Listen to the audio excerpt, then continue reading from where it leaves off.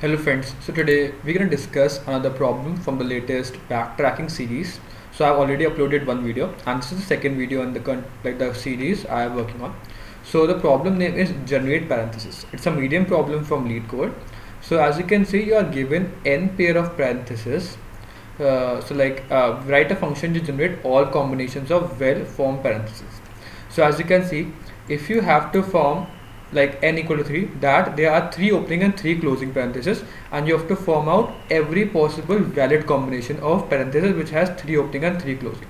As you can see, this and so on. Now for 1 it is just 1. So now how you can do this? First, this is the backtracking problem, because also you can see this n is up to 8. I have told you in the previous video also that the n can be up to like not very large, it can be up to like around like 10, like around 15, something like that. So it's like 10 or 15 around that. So it's a small, that's why we can use backtracking in this. Now how we can think about this problem is, let's assume that how we gonna check that whether a parenthesis is a valid sequence or not. First we're gonna answer this question.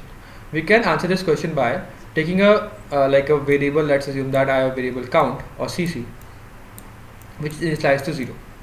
Whenever I see an opening bracket, I will make or increment my CC with 1, and whenever I see a closing bracket, then it's again an opening, so I will make it to 2. When I will see a closing bracket, I will subtract 1 from it, so it will again become 1. Subtract from it, it will become 0. If it somehow go below 0, it will become -1, which means that I have more opening, like few opening brackets and more closing brackets, then it is not valid. So it should be always greater than or equal to 0. Also in the end it should become equal to 0, which means that everything is balanced. As you can see, it is now again equal to 0. It is opening, so it will become 1, and again it is closing, so it will become 0. So at the end it should become equal to 0, and that's the whole logic. We can check that whether a parenthesis sequence is valid or not. Now how are we going to do this problem? See, for every point we have like choices, which means that I have only I can either open the bracket or I can close the bracket. At every point I have two options: I can open a bracket or close a bracket. Now how are we gonna say that my sequence is completed?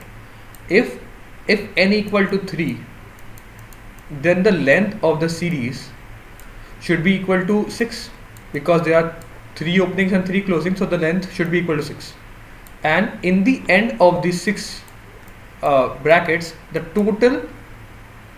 total like this CC value should be equal to 0, and at any point it should not get less than 0.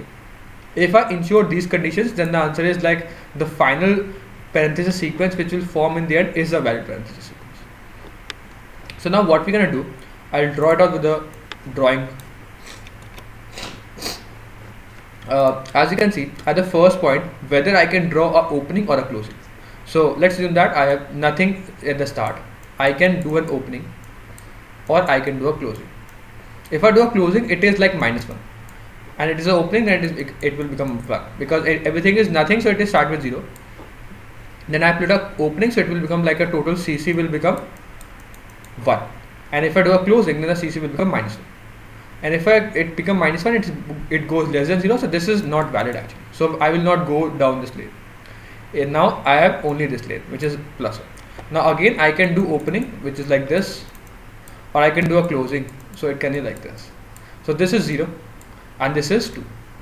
For this again, so this is both are valid. I can again do an opening, which is like a C C C, or like a closing, which is like a C C close.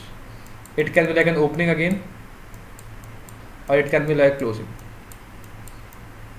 Now this is invalid again. As you can see, it will become -1. This is fine, this is fine, this is fine. So I will continue going along these lines. So what you can see, I can store the count of the current score till now, because see, if I'm opening a bracket, I will check my bracket to increment my score. If I'm closing a bracket, I will decrement my score. If anytime my score become less than 0, I will just not go along this way.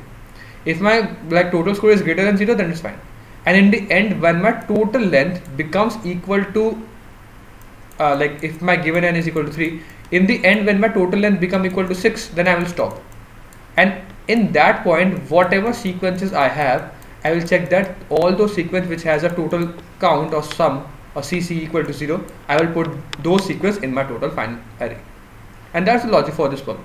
I will explain you more with the code, so you will understand more. This is the same format. See, I have used this current string value. So why this current string value is used? To store these values. Store these value means that I have to somehow store the current state. My state is like the first state is empty. This state is one bracket. This state is one closing bracket. So these are states. I have to somehow store these states. How I can store these states? I have used like an empty current value. Current store the states. So I will do this OK function, call with this current function, this current empty string, because I am starting with 0, which means that my starting index is 0. I will for every index, like as you can see, if these are indexing, these are brackets, then this is like 0 to index 1, index 2, index, and so on.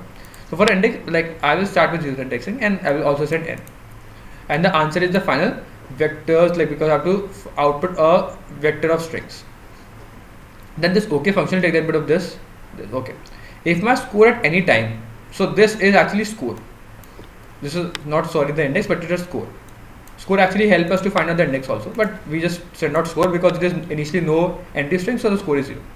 If the score at any time become less than 0, then the answer is like we do not do anything, we just return out. If at any point my length becomes greater than 2 into L, then also we do not do anything. If my length become equal to 2 into ln, length means what is the length, like n. If my 2 into n, if my length of my current string become equal to this point and the score is equal to 0, then only I will push this current value, store the current state, as I've told you, in the final answer state. Else I have two, so as you can see, these are the base conditions. So every recursive function, as I've told you in the earlier video, has some base condition and the recursive part. Base condition will help us to like stop the function calling itself, or else the function will keep on calling itself recursively for infinite time. But if there is some base condition, at that point the function will stop and use this data to calculate the values of the function previously, which is not able to calculate earlier. So these are the base conditions.